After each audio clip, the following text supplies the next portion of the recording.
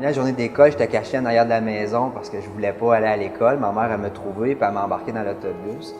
En troisième année, ils m'ont transféré dans le fond dans des classes à cheminement particulier parce que j'avais beaucoup de retard à l'école, j'avais de la difficulté à suivre le rythme normal des élèves là, dans des groupes réguliers.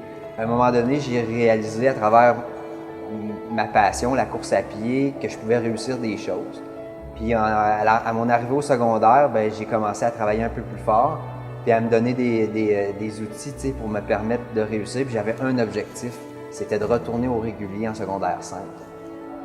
Mais dans le fond, la mise sur pied de la fondation, ça a débuté il y a 10 ans. Puis c'est parti d'une idée un peu folle. Moi, je me considère encore, puis je me considérais chanceux dans la vie, d'avoir quand même bien réussi. Puis je me disais, ben qu'est-ce que je pourrais faire pour aider les jeunes dans les écoles qui ont un parcours présentement pas facile, comme le mien, comme le parcours que j'ai eu. Puis à partir de là, j'ai dit, ben crime, moi ce que je sais faire de bien, c'est courir. Fait que je vais mettre sur pied une course pour ramasser des sous.